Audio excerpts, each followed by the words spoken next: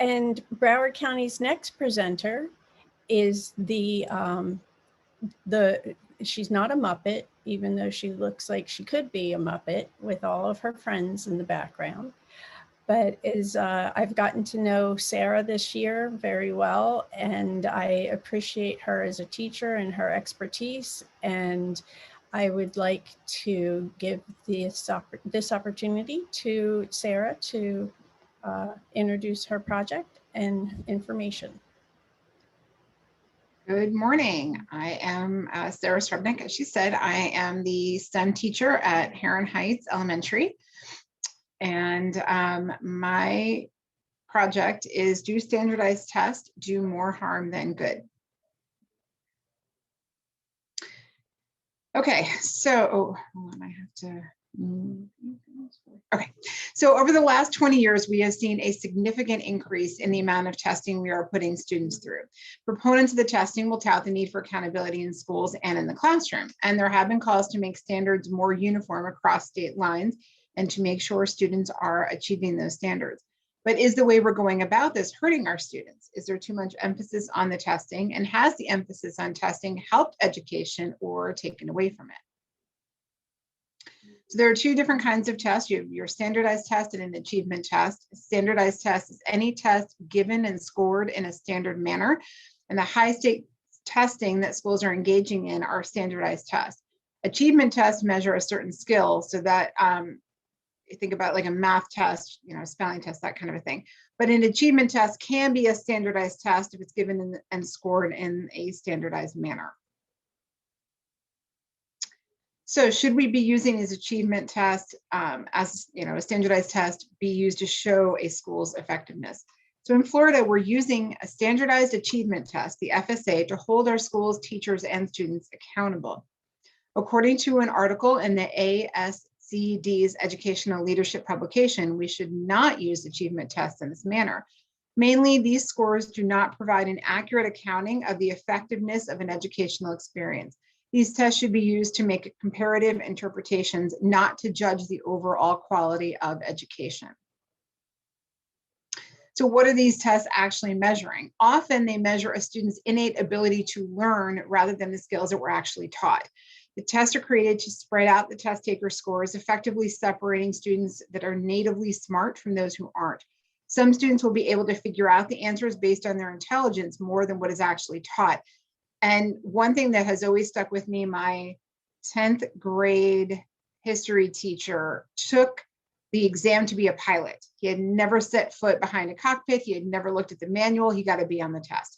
So some people are innate test takers and are able to figure out the testing, whether they have studied the material or not. To me, that always lent credence to these tests shouldn't be the be all end all, because if you're just an innately good test taker, you're going to do better than somebody who isn't. More time for test prep also means less time for learning. So these high stake tests come with the feeling that students must prepare to take them. This takes away from the actual teaching and learning time. In addition, the way we teach has changed over time. In the classroom, we have moved from multiple choice answers and things that are cookie cutter to hands-on projects that are often collaborative. There is almost no emphasis on memorizing facts, but taking in information, synthesizing it by working with it and talking about it and creating a project of some kind to show the learning. This is not a process that can be measured by a standardized test. Part of this career college readiness, they talk to employers, and what do the employers want? They want people who are able to work collaboratively and come up with a solution collaboratively using the information that they're given. So it's almost impossible to measure that on a standardized test. And remember the part about the test prep, and when I get to the end slide. Okay, so these tests, to find out how these tests are impacting our kids, I did a survey of the general public. Parents and teachers participated and gave their opinions. The survey was aimed to see if standardized tests are perceived to be beneficial to the students and children, and if they felt the test caused their students to feel any stress or anxiety. 123 people responded to the survey, with the majority saying they felt that their students or children felt anxious, scared, or sick when taking standardized tests. The majority also felt these tests didn't help place their students in an appropriate classroom. Most also felt that their students were under pressure due to scores being tied to school grades and teacher pay. Even during a pandemic, scores were only being tied to the teacher for their evaluation and pay. Looking at the open response question on the survey, respondents spoke about teaching to the test, anxiety, and stress of the test takers. Too much emphasis on one day of testing, PTSD, and the pressure felt by everybody in the school building. While the students shouldn't necessarily know that their scores are tied to all of these important things, there are teachers that will flat out tell them, my pay depends on your scores. And even if they don't, they hear conversations, if they read the news at all, if they overhear parents talking, it's impossible to shield them from that reality that that 8-year-old, how they perform on a test is going to determine how much take-home pay a teacher gets. So the recommendation, based on my research, standardized tests are indeed doing more harm than good for our students. Too many students are feeling unnecessary stress and anxiety to perform on one day. A better system to evaluate students would be to give them a test that measures the standards in a straightforward way at the beginning of the school year and reword those same questions for a test at the end of the year. Use these results to evaluate whether students have deficits and to support them, not to punish them, their schools, or their teachers. In my house, we had zero emphasis on these tests, and our daughter had to go and take the EOC for civics. She's been home since last March. We did not send her in for FSA, but since this civics test is a graduation requirement, we sent her in. This passing score on it is not very high. It's something that I know that she can manage. We basically just took her in and told her, do your best, and we know you'll do fine. My husband had to go and bring her clothes because she ended up throwing up on herself. That's how anxious she got over this test. And this is from a family that doesn't put any emphasis on these tests. So it affects these kids. Her situation is not unique. Any guidance counselor, anyone that administers these tests can tell you stories of kids getting sick, just all different kinds of anxiety attacks, different things that are happening to our kids. Just to give you some perspective on what these tests look like, and one of the things that could stress a test taker out, these are some 3rd grade questions. So you have to match the number of the value to the number rounded to the nearest 10. Pretty straightforward question, but if you don't get all 3 of these right, your question is wrong. It's not a 1 out of 3 or 2 out of 3. You either get them all right or you get them all wrong. So I'm an ESE student for reading, but I'm really good at math, and my ESE accommodations allow me for help in reading, but they don't allow me help in math. And I have to answer this question that's all reading. So what am I measuring here?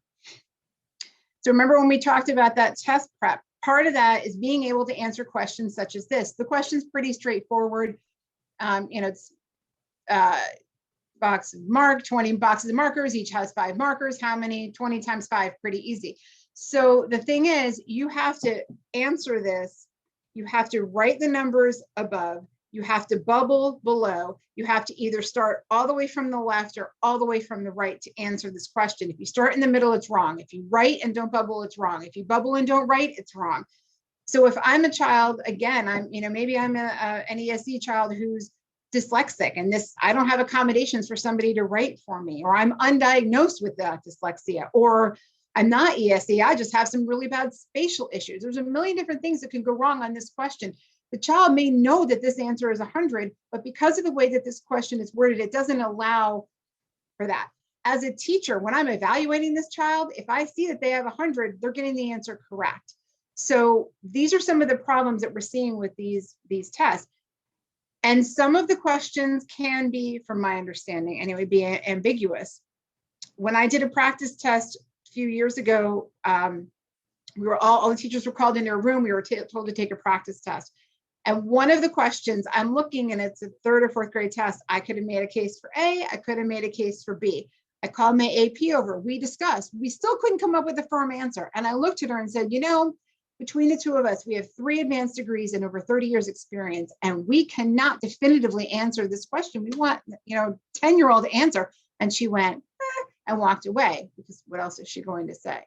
So we're not allowed to look at the questions under penalty of law. We sign our lives away saying we will not read the questions. But when we see some of the questions that come back, and those are ambiguous, again, that's what we're asking our students to do. So.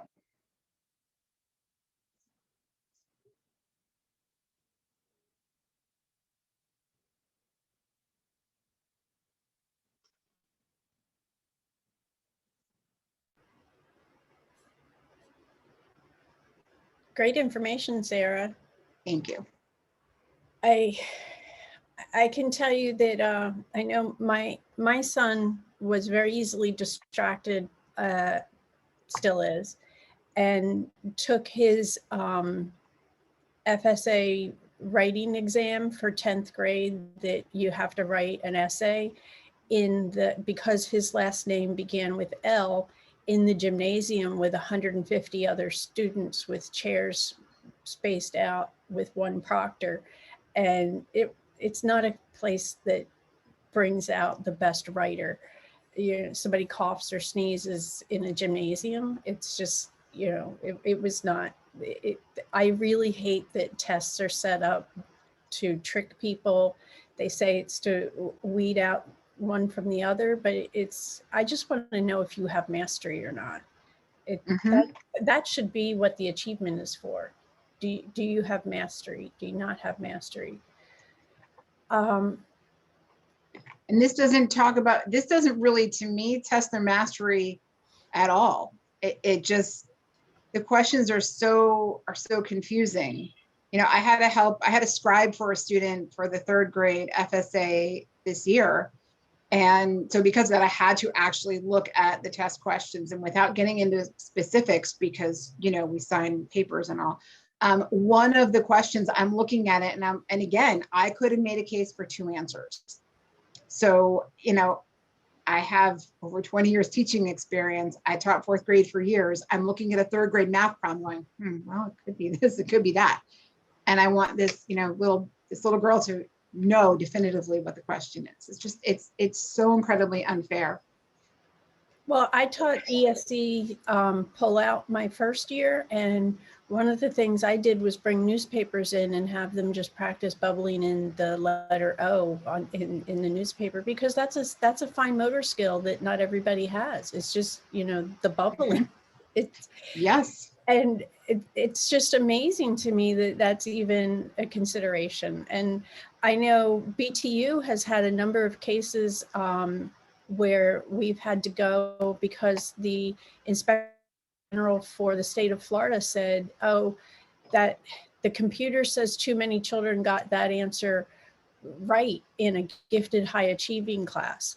So the teacher's integrity was called into question. And if all the gifted high achieving kids are doing great, then you must be cheating.